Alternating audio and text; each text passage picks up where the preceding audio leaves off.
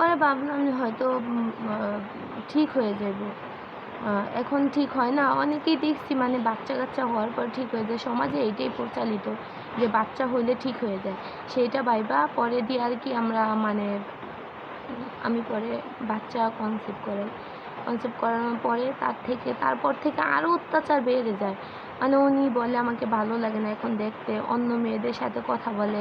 পরে মানে আমার সাথে বিভিন্ন রকমভাবে অনেক আজে-বাজে কাজ করে। পরে দিয়ে আমি যখন ৭ মাস মানে আমি প্রেগন্যান্সির ৭ মাসের সময় আমি আমার বাবার বাড়িতে চলে আসি। আসার পর থেকে উনি মানে আসতো, আমাদের বাড়িতে আসতো। পরে দিয়ে একদিন কী হয়েছে, আমার বাড়ি খালি পায়ে আমার মুখে গামছা দিয়ে উনি বাইর করে আমার টানা শুরু করছে। মানে বাইরে বৃষ্টি ছিল, বৃষ্টির সময় উনি আমার টানা শুরু করছে। উঠানে লুট কাদা ছিল, ওইগুলা দিয়ে মানে ওইগুলার ভিতর দিয়ে টানা শুরু করছে মুখের মধ্যে গামছা দিয়ে। আরেকটা লোক আইনা পরে দিয়ে আমার ভাবি আরেক ঘরে ছিল। উনি যদিও আলাদা খায় কিন্তু মানে আমাদের রাস্তায় নেওয়ার জন্য ওই মানে ওনার ঘরটা ওইখানেই পড়ে। পরে দিয়ে আমার মানে একটু কোনো রকম মুখের আওয়াজ পায়, মানে একটু আগে ওনার ঘর থেকে বের হয়েছি, উনি ভাবছে আমি পড়ে গেছি বা কিছু। পরে দিয়ে উনি সাথে বের হয়ে দেখে উনি আর আরেকটা ছেলে আমাকে মুখের মধ্যে গামছা দিয়ে টানতে টানতে নিয়ে যায়। তখন আমার প্রেগনেন্সি আপনার মানে 9 মাস আর কি তখন ছিল। তো এগুলো করার পরে আমার বাবা মা বলছে ওনার সাথে টোটালি যোগাযোগ বন্ধ করতে, কিন্তু আমি তা করি নাই। আমাদের বাড়িতে উনি প্রতিদিন রাত আসতো, কিন্তু আমি পাশের রুমে থাকতাম, অথচ আমার বাবা মারে আমি বুঝতে দিতাম না। এরকমও করছে। আর সেই লোকটা মানে আমার সাথে দিন অত্যাচার ওনার পেরেই চলছে। আমার মানে চোখের পানি পর্যন্ত শুকায় গেছে। বিয়েটা হইতে মানে আমি কান্না করতে আমার এই পর্যন্ত। পরে দিয়ে আর কি আমার বাচ্চাটা হয়। আমি মানে বাচ্চা মুখের দিকে যে বাচ্চাটা এতিম হইব বা মানে সবাই বলছে যে বাচ্চা হয় নাই, হওয়ার পর আমরা দায়িত্ব নেব, দেখবো না, ভুগবো না, এরকমই সবাই পরামর্শ দিছে। তা আমি বলছি যে না, বাচ্চারা দুনিয়াতে আসবো কিন্তু ওর বাবা থাকলেও বাবা দেখতে পারবো না। পরে দিয়ে আর কি আমি মানে সবাইকে বুঝায় আমাদের বাড়িতে আসতো সবাই।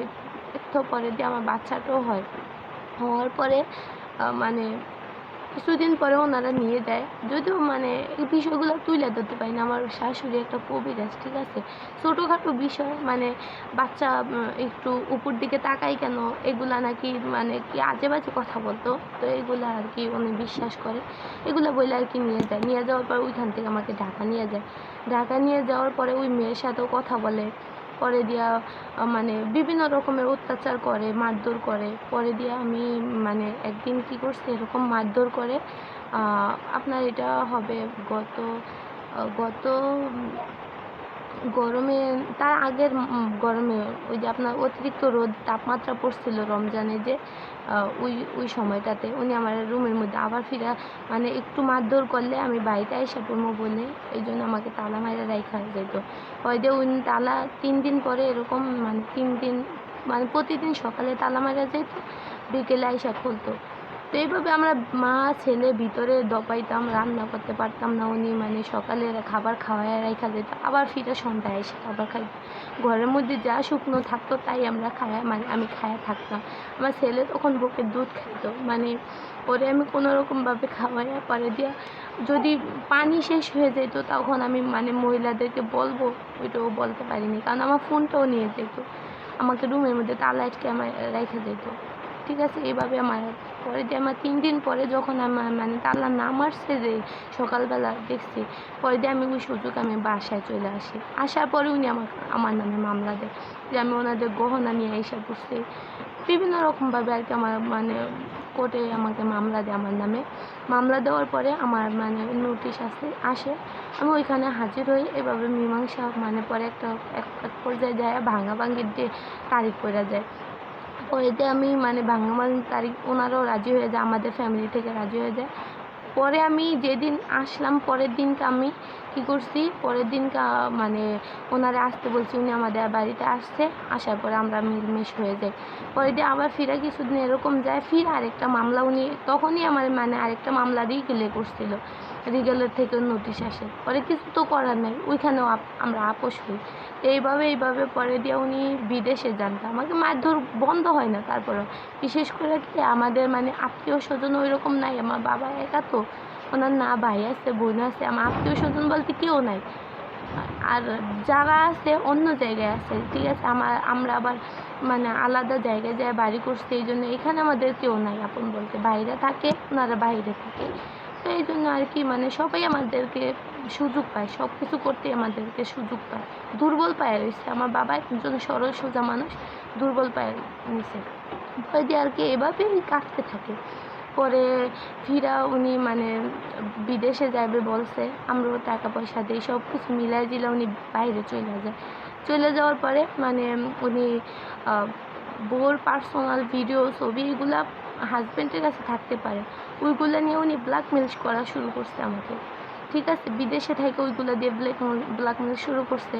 পরে দেওয়া উনি ব্ল্যাকমেল করতেছে। পরে এভাবে শুধু 7 মাস থাকছে উনি বাইরে, থাইকা 7 মাস পরে আসার পরে আমার পোলাটা নিয়ে যায়। ও হ্যাঁ, এর আগেও আমার 7 মাসের সময় আমার বাচ্চা একবার নিয়ে গেছিলো।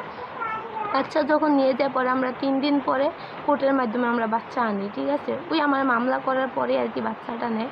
তো 3 দিন পরে আমরা ওই কোর্টের মাধ্যমে মানে বাচ্চাটা আনি। তো ওই রকমভাবে এবারও বাচ্চাটা মানে আমাদের কোর্টে পরে বিদেশ থেকে আসার পরে কোর্টে আমাকে ডাকছে। পরে দিয়ে কোর্টে ডাকার পরে আমরা গেছি, আমার বাবা মা আমরা সবাই মিলে গেছি। আমাদের তখনই মাঝপথে গাড়ি আটক করে একটা নির্জন রাস্তায় ওইখানে আমাদের মারধর করে, আমাদের টাকা পয়সা নেয়, মানে অনেকগুলো 25 থেকে 30 জন ছেলে আসছিল। ওরা মানে অস্ত্র ছিল ওদের কাছে। নির্জন রাস্তাটাতে ওরা বাবা ওকে নিয়ে গেছে, আর ওই ছেলেগুলো আমাকে রাস্তার মধ্যে 4টা ছেলে আমাকে ধরে টানছে। মানে আমার হাজব্যান্ড সবসময় বলে পর্দায় থাকো, পর্দায় থাকো, অথচ পর্দায় রাখার তাহলে কীভাবে আমাকে ছেলেগুলো এইভাবে মারধর করছে, রাস্তার মধ্যে টানছে। তখন কি ওনার সম্মানহানি হয়নি, ওনার তখন সম্মানহানি। পরে দিয়ে আর কি মানে আমার বাচ্চাটাকে নিয়ে যায়। এইভাবে আমরা এটা অল্প কিছুদিন মানে আপনার এই কিছুদিন আগে যখন মানে আন্দোলনটা হয়েছে না, তখনকার এটা কাহিনী। তখন তো পুলিশ প্রশাসন ভয় পাইতো। পরে দিয়ে আমরা মামলা করছি, কিন্তু মামলায় কি পুলিশ আসে না, পুলিশ ভয় পায় যে আমাদের একটা থাপ্পড় মাইরা দিলে আমাদের সম্মানহানি হইব, মানে এগুলা বইলে আর কি ওনারও আসতে চায় না। পরে দিয়ে এভাবে 29 দিন পরে আমাদের পুলিশ যায় আমার বাচ্চা উদ্ধার করে আনে। তো এখন পর্যন্ত উনি ব্ল্যাকমেল পরে এর মধ্যে আমার মা মানে আমার ফোনটা নিয়ে গেছে। আমার একটা ফোন ছিল ভালো, ওই ফোনটা নেওয়ার পরে দিয়ে ওইটাতে যাবতীয় যা ছিল ওইগুলোতে ব্ল্যাকমেল করা শুরু করছে। আমার আম্মুর ছবি ছিল ওইটাতে, একটু মানে বাজেভাবে ছবি ছিল, বয়স্ক মহিলা তো, ওই ছবিগুলো পর্যন্ত ফেসবুকে আজে বাজে কাজ করে ফেসবুকে সাইডে আমাকে ব্ল্যাকমেল করছে। তো উনি আমার ফোন নিয়ে মানে আমার আইডি দিয়ে ফেসবুকে, টিকটকে এগুলো ছাড়া শুরু করছে। তো এত কিছু করার পর বলেন ওই হাজব্যান্ডের কাছে কি যাওয়া সম্ভব? এখন উনি মানে আমাকে হুমকি দিতেছে, মাইরা ফেলবে, বিভিন্ন রকমের হুমকি দিতেছে। হয়তো আমি মোবাইলে আপনার মানে ইউটিউবে আমি দিয়েছি কিছু, মানে 2টা হয়তো ভয়েস দিয়েছি এরকম। আমার ওই ফোনটাতে অনেক রকমের ভয়েস ছিল। উনি কথায় কথায় বলতো, তুই আমার জন্মের, তুই যদি আমার ফোন আমার পোলা নিয়ে গেছে আমি তো ফোন দিমই, আমি ফোন দিলে বলতো তুই আমার জন্মের, এরকম কাজও করতো, ঠিক আছে, কম কাজ করছে। কিন্তু এখন আবার শেষ পর্যায়ে এসে মানে নিবে বলতেছে, কিন্তু আমি কী করবো আমি বুঝতে পারতেছি না। মানে আমার পোলা নিয়ে যাবে, এখানে আমার জীবন, আমার পোলা হইলে আমার জীবন, আমার পোলা নিয়ে যাবে না, আমার মানে কী করবে। আবার ডিভোর্স লেটারও দিছে, মানে আমাকে ডিভোর্স লেটার পর্যন্ত উনি পাঠাইছে, ঠিক আছে। তো এখন আমি কি করব বুঝতে পারতেছি না, আপনারা নিশ্চয়ই বলবেন। আমি কি যাবো না, মানে উনি ডিভোর্স পাঠায় এখন বলতেছে আমি যাবো কি না, মানে আমাকে নেওয়ার জন্য এখনও বলতেছে। তো ডিভোর্স যেহেতু পাঠিয়ে দিছে, এখন কি আমি যাবো বা যাবো না সেটা আমার হয়তো 15-20 দিন সময় আছে, তারপরে হয়তো অটোমেটিক এমনিতেই ডিভোর্স হয়ে যাবে, ঠিক আছে, এই জন্য আর কি। তো এরকম কাজ করছে, আরও অনেক জঘন্য কাজ করছে, আমার মনে পড়তেছে না বিশেষ করে, ঠিক আছে, মানে বয়সটা যতটুকু না তার থেকে টেনশন বেশি করি, এই জন্য আমার মনে পড়ে না। তো বিষয়টা আপনাদের কাছেই